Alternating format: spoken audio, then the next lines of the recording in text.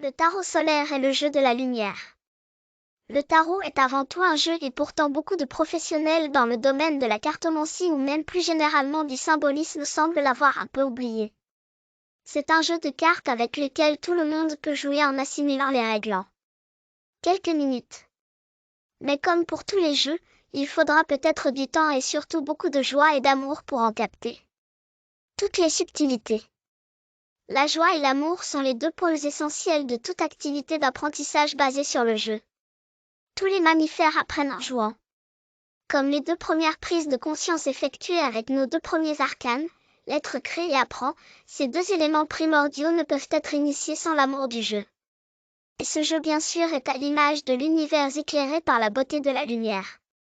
Nous aimons à penser que si la vie est un jeu, elle nécessite beaucoup de joie et beaucoup d'amour. Notre système tarologique quant à lui est comme la lumière dont nous parlons depuis le début de cet ouvrage, il embrasse toutes les voies et tous les chemins. Rien de nouveau donc sous le soleil ici. Mais juste une façon actuelle et synthétique à travers un outil hautement symbolique et didactique de présenter l'unicité des voies de ce parcours en soi qui mène à la transfiguration. C'est-à-dire de cette mise en lumière de l'être essentiel en nous, fait pour et par la lumière.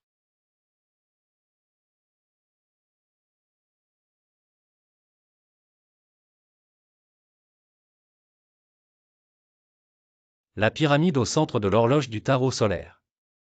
Ceci est un exercice de vulgarisation de notre méthode, un enseignement arborescent.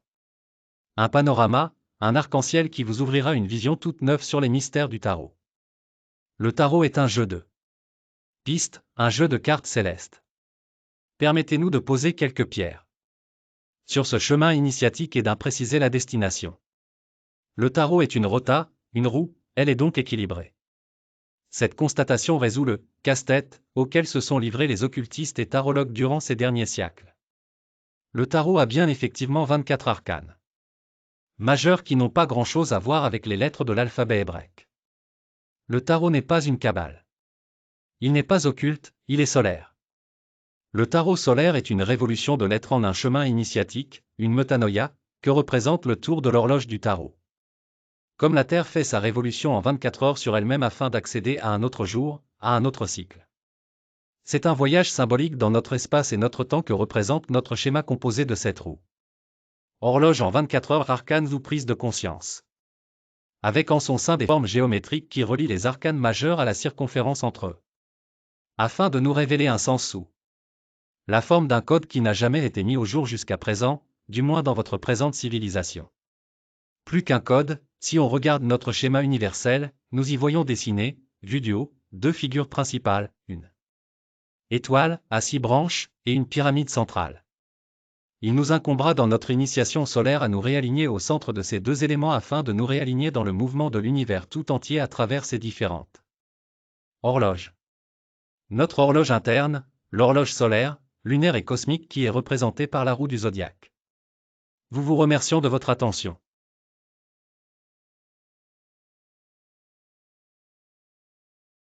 L'ouverture de l'édifice de l'arcane 16, la maison Dieu dans le tarot solaire. Elle représente l'ouverture du 7e chakra Sahasrara. 6 chakras plus 1, 16 égale 1 plus 6 égale 7. C'est le pyramidion, le toit de la pyramide de notre horloge solaire. Comme le pyramidion qui coiffe le naos de la demeure d'Horus dans le temple des Khetfou en Égypte. La maison Dieu est aussi notre axe, notre colonne vertébrale comme le pilier Djed est la colonne vertébrale d'Osiris, celle du monde et de l'univers tout entier. Cet axe de la maison des dieux n'est pas frappé par la foudre. Il s'ouvre et libère son énergie et sa lumière. Les personnages sur cette carte ne sont pas en train de chuter, ils sont comme en apesanteur. C'est-à-dire qu'ils ont intégré une autre densité, une autre dimension de l'être. Pour les anciens Égyptiens, ils sont devenus des akras. Des êtres transfigurés par la lumière et sa puissance créatrice. Des êtres qui ne font plus qu'un avec la lumière de la connaissance et du cosmos tout entier. Associés pour les anciens à la lumière du soleil et au rayonnement des étoiles, ils disposent alors de pouvoirs surnaturels et divins. Comme la grande pyramide de Giza en son temps était recouverte de briques de parement, notre maison Dieu est elle aussi recouverte de ces briques de parement. Les 144 000 briques de la grande pyramide reflétaient parfaitement la lumière comme les akras reflètent parfaitement la lumière de Ra. Nos deux personnages sont à l'image des akras transportés et transfigurés par la lumière, c'est le chemin du tarot solaire. Nous vous remercions et à bientôt.